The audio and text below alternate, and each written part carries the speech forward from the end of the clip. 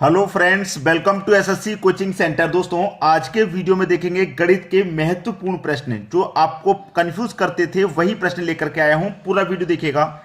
चलिए स्टार्ट करते हैं। पहला प्रश्न है, एक बैग में ₹1.50 तथा 25 पैसे के सिक्के 1:4 के अनुपात में है।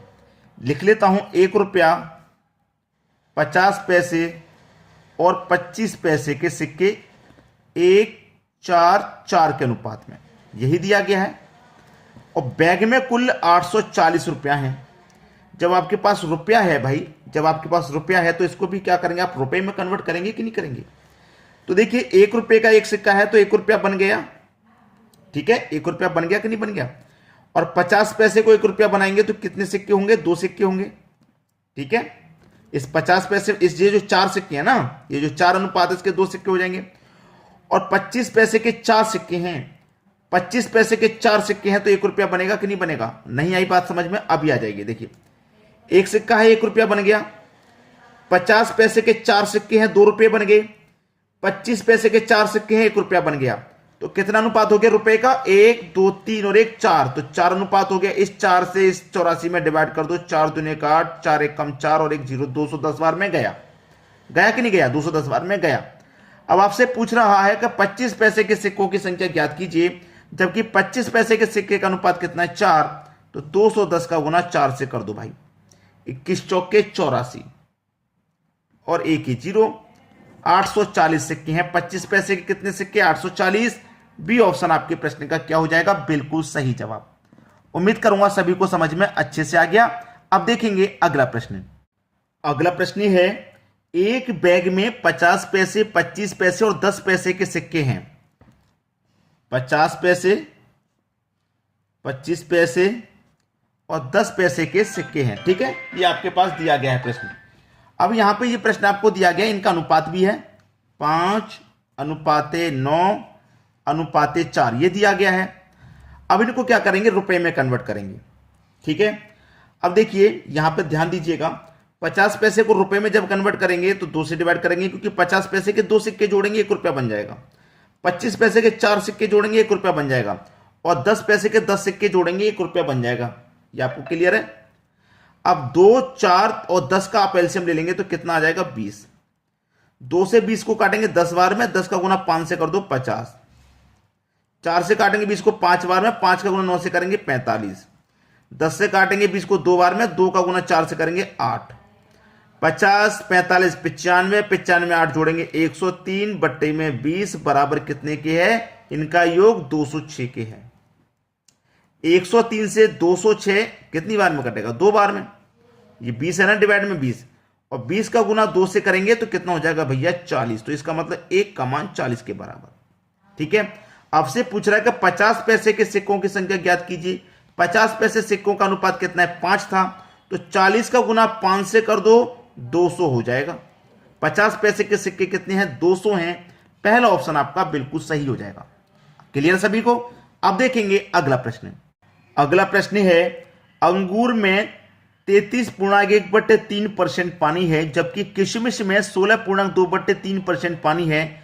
तो 180 किलो किशमिश प्राप्त करने के लिए कितने किलो अंगूरों की आवश्यकता होगी। अंगूर में कितना पानी है भैया, 33.1/3%। इसकी फ्रैक्शन वैल्यू क्या होती है, 1/3 होती है, आप जानते हैं। ठीक है, 1/3 होती है। क्लियर। अब इस एक अंगूर में पानी कितना है, 1/3। तो 1 में से 1/3 माइनस कर दूंगा, बचेगा कितना, 2/3 बचेगा आपका। ठीक है, तो अंगूर कितना हो गया, 2/3। अब निकाल लो किशमिश का। किशमिश का कितना है, 16.2/3%। इसकी फ्रैक्शन वैल्यू क्या होती है, 1/6। ठीक है, अब 1 में से माइनस कर दूंगा 1/6, तो 6 कम 6, 6 में से जाएगा 5/6 हो जाएगा। ठीक है, तो आपके पास किशमिश हो कितना हो गया, किशमिश हो गया 5/6। ये क्या हो गया, एक दूसरे के बराबर। भाई मैंने अंगूर का भी लिखा, किशमिश का भी लिखा। 1 में से पानी यहां पे भी माइनस कर दिया, किशमिश से भी पानी यहां भी माइनस कर दिया, जो बचा वो लिख लिया। अब बराबर में है तो बराबर में नीचे नीचे कट जाएगा, 3 दूने का 6। ये के इधर लेके आऊंगा, 1 के बटे में किया जाएगा, इधर कितना बचा, 5। और 2 को इधर लेके जाऊंगा तो 2 का गुना 2 से हो जाएगा 4, तो 5 के बट्टे में 4। ए की वैल्यू कितनी हो गई? 5 हो गई, के की वैल्यू 4 हो गई। लेकिन यहां पर देखिएगा 180 किलो किशमिश प्राप्त करने के लिए मेरे पास किशमिश का अनुपात कितना है? 4, और रियल में कितना चाहिए मुझे? 180 किलो किशमिश चाहिए। 180 किलो किशमिश, ठीक है, 180 किलो किशमिश। तो 4 180 के बराबर, तो 4 से 180 कितने गुना पर है? आप बोलेंगे सर 45 गुना पर है। 4 से 180 कितने गुना? 45 गुना। जब किशमिश 45 गुना है तो भैया अंगूर भी होगा 45 गुना, ठीक है। 45 गुना 5 से कर दो, 225 हो जाएगा। अब बस आंसर आ गया। क्या पूछा आपने? कितने किलो अंगूरों की आवश्यकता होगी? 225 किलो अंगूरों की आवश्यकता होगी। सी ऑप्शन आपका सही आंसर हो गया, ठीक है। समझ में आ गया किस तरीके से किया जाता है? इसमें समझ लिया तो फिर कोई दिक्कत आपको कभी नहीं आएगी। अब देखेंगे अगला प्रश्न। अगला प्रश्न है, ताजे फलों में 80% पानी है, ठीक है।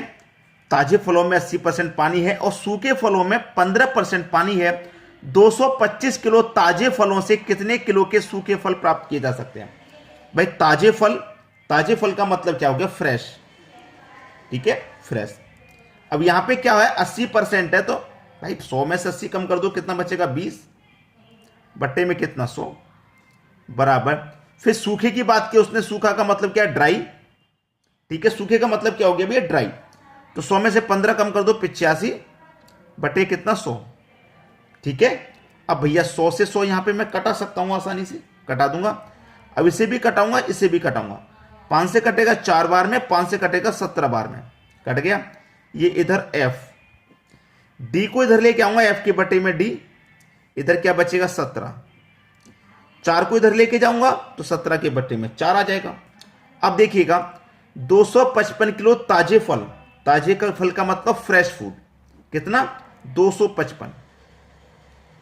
तो भैया 17 से 255 कितने गुना है? आप बोलेंगे सर 15 गुना है। जब ये 15 गुना है तो ड्राई फूड भी कितना होगा? 15 गुना होगा, ठीक है। होगा कि नहीं होगा? तो 15 चौके 60। तो हमसे क्यों बोल रहा था कि सूखे फल कितने प्राप्त किए जा सकते हैं? सूखे फल यानी कि ड्राई फूड 60 किलो प्राप्त किए जा सकते हैं। बी ऑप्शन आपका सही जवाब। अगर समझ में आ गया हो तो एक लाइक और एक शेयर जरूर कर देना। अब देखेंगे अगला प्रश्न। अगला प्रश्न है, ए और बी की आय 3:2 के अनुपात में है। ए और बी की जो आय है वह 3:2 के अनुपात में है। क्या चीज? आय, ठीक है, आय। और उनके व्यय का अनुपात 2:3 है। किसका? व्यय का। व्यय मतलब खर्च। खर्च का अनुपात कितना भैया? 2:1 है, ठीक है। यदि उनमें से प्रत्येक 1500 रुपए की बचत करता है तो ए का मान कितना है? बचत कितने की कर रहा भैया? 1500 की बचत। देखिए यहां पे ध्यान दीजिएगा, अनुपात में कितने की बचत कर रहा है? अनुपात में 3 कमाया, 2 खर्च किया तो 1 की बचत किया। 2 कमाया, 1 खर्च किया तो 1 की बचत किया। किया कि नहीं किया? तो इसका मतलब 1 बराबर 1500 की है। अनुपात में 1 की बचत कर रहा है, रुपए में 1500 की कर रहा, तो 1 बराबर 1500 के हो जाएगा। 1 बराबर 1500 के, तो 1 की आय कितनी है भैया? 1 की आय कितनी है? 3। 1 बराबर 1500 के, तो 3 बराबर कितने के? 4500 के। बस आंसर आ गया 4500। बी ऑप्शन बिल्कुल सही हो जाएगा आपका। अब देखेंगे अगला प्रश्न। अगला प्रश्न है, एक व्यक्ति के खर्च और बचत का अनुपात 26:3 है। किस किस का? खर्च और बचत का अनुपात कितना? 26:3 है। और मासिक आय कितनी है? 14,500। एक महीने की जो आय 14,500 है, जबकि आय के आपका देखिए आय क्या होती है? खर्च प्लस बचत के बराबर आय होती है। जब के पास योग दे रखा है तो इनका भी योग कर लो, तो 26 और 3 29। तो इस योग में अनुपात के योग से डिवाइड कर दो भैया, ठीक है, कर देंगे। 29 से 5 बार में कट जाएगा 145 और 2 0 500, 500 बार में कट गया।